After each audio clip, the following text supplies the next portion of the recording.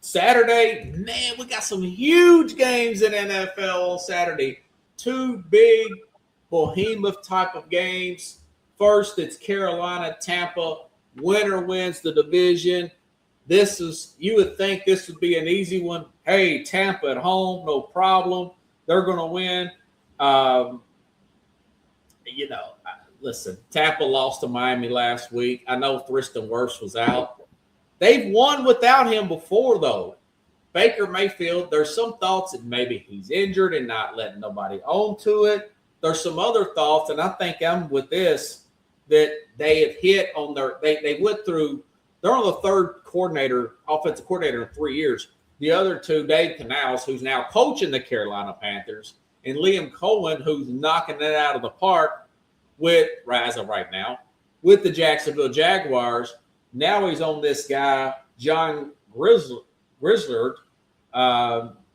which is just an awful, inconsistent offense. He's got Mike Evans back. They got Ibuka. They got Godwin. And they're still losing to teams like Miami. I think that Carolina's on the upswing and Tampa is downtrodden. This game's played in Tampa Saturday night. It's a 3-point Tampa favorite. But I like Carolina to sneak in there and win this game and win this division 24-21. What do you think about that game late Saturday afternoon? I feel like this game is going to be more on the head coach. That defense has given up too many points towards the end of the game. Yes. Everybody's talking about that. And I feel like he's going to make sure that in this game, that defense is going to be a little bit tighter. He's going to be dealing with a rookie quarterback. He's going to be dealing with two running backs. So his defense actually, the way it's formulated is for a running team. Are you talking about Carolina or Tampa? Tampa. I feel like Tampa. Okay. Coach, what's his name? Todd Bowles. Todd Bowles, yeah, former coach of the Jets. His team's formulated to stop the running game more than it is the wide receiver air game. So I feel like this plays into his hand, and he'll be able to manage this game better for his coaching staff for the Tampa Bay Bucks. So I feel that this game is going to be really close. I think you're right. I think it's going to be 27-24. I like that point, and I think that Tampa Bay will win, and you're gonna get your like 3 points there. So okay. So you picked Tampa. Yeah. I picked Carolina. Did you want to continue our games going into the playoffs like this, or do you want to start over in the playoffs? No, we could keep it like this. Okay, so I'm up 4, and then I'd be up 3 if you win this one, because you picked Tampa. I picked Carolina. And the fact that I did pick Carolina, I'll probably lose because I don't think I picked them right all year. So it's been like that with a lot of teams. The Ravens, the Steelers with me, the Chargers. Okay, next game. The Bills, the Lions. Dude, Saturday night, this is going to be huge. And I love this. San Francisco at Seattle. This was my hardest game to really handicap, dude. Like we talked about earlier in the program, San Francisco's offense is just clicking. Brock Purdy playing at a very high level. Trent Williams went out early in that game. They still won the game, but the Bears' defense is shaky, man. And Trent Williams, not hamstring injury. That's a left tackle there. Not practiced all week. I do not think he's going to play in this game. Maybe, and I say maybe because he's limited. George Kittle comes back for San Francisco. This game is played in Santa Clara. San Francisco originally was favored 1.5. Now Seattle's favored 1.5. San Francisco did beat Seattle early in week 1.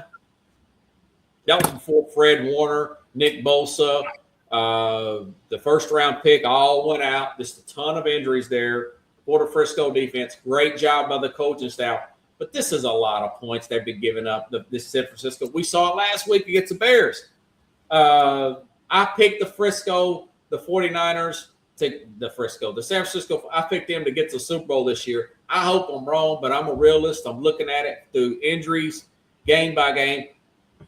I think Seattle wins this game 30-20. Now, that being said, if only way they lose this game is Sam Darnold comes in there and coughs it up like a cat coughing up a hairball. He cannot make those big mistakes. I don't think he will. 30-20, Seattle will get that 1 seed. And it kills me to say that. What's your thoughts about that big game Saturday night? This is a true test for Seattle's defense. So why I say that is because they got to maintain Purdy and they got to maintain McCaffrey and make sure that those two guys don't get over 100 yards in the air and 100 yards in the ground. So saying that, and these guys are coming off of a win and being pumped up, and they're back in the West Coast. They might not be home, but they're close enough to smell the fresh sea air up there. On their same, they're on the same time zone at least, and they're really close to home. So I feel like this game they're gonna just be ready to close up the week, close up the travel, and they're gonna run this.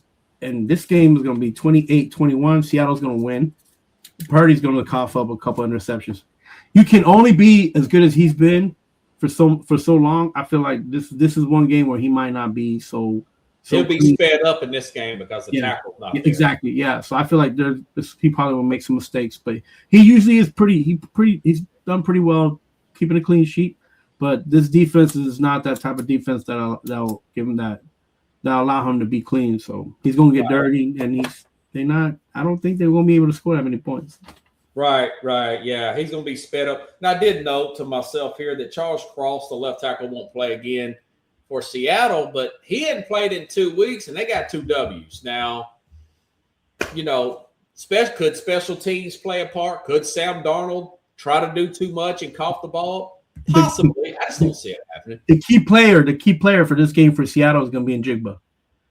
Yeah, he's going to have a big game. He's going to have a big game.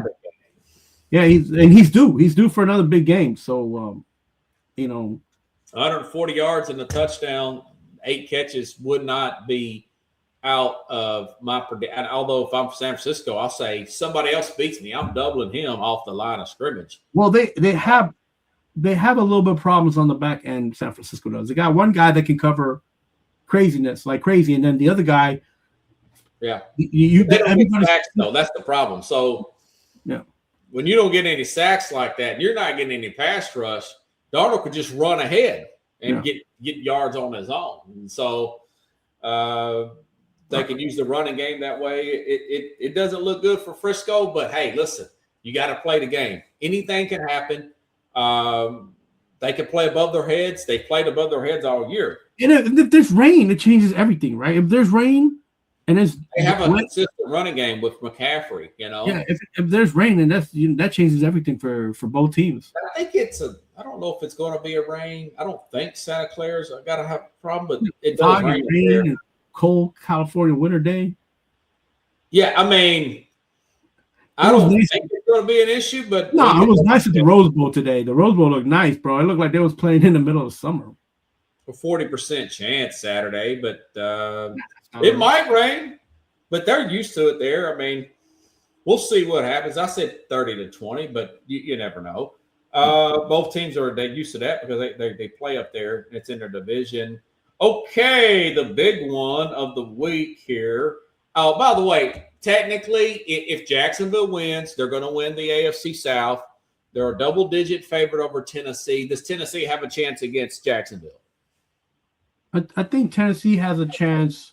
They've proven that they can win against a big team or even be competitive. So I think they'll be competitive enough to scare everybody watching this game. It might end up being, 32-27. Oh, wow. It might be one of those.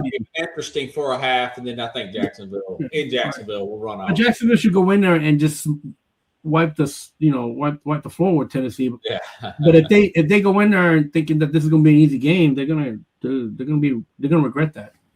There's some playoff implications for the Denver Charger game, but John Harbaugh's already said it. He's going to rest Herbert and rest some bruised players and guys that need healing in air quotes. So in other words, they're going to be doing what I said Buffalo should do with all the starters and let them just rest up and go. So that I don't think that's going to be worth talking about.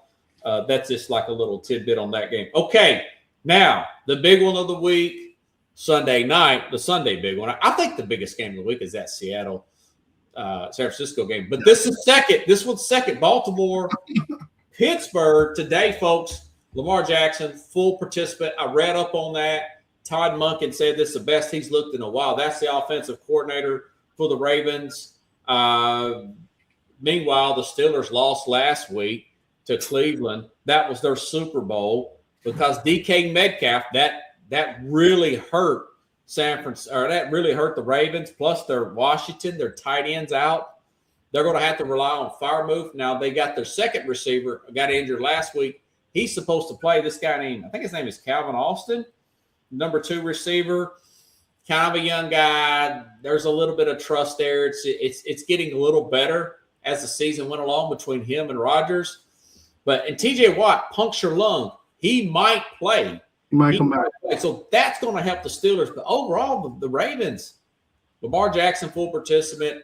I think his fresh legs, the fact that he did not play last week, he's going to be able to convert third downs. I like the Ravens to win this game 27-17.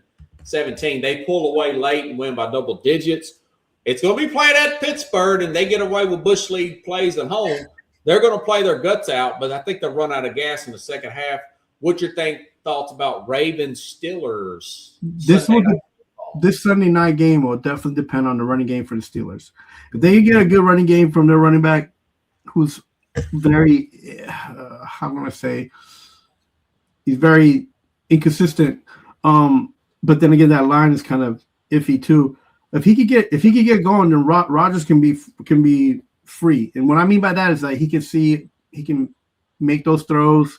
He could do things that because he has a running game, he can depend on. But if that defense comes in from the Ravens and stops that running game from the Pittsburgh Steelers, that Rodgers ain't gonna do nothing but throw the ball out of bounds because he feels like his age is creeping on him now. You could see him. He's clocking. You know, you see him kind of just do a double shoulder. He's doing no look passes because he doesn't even he wants to get rid of the ball. He doesn't want to get hit.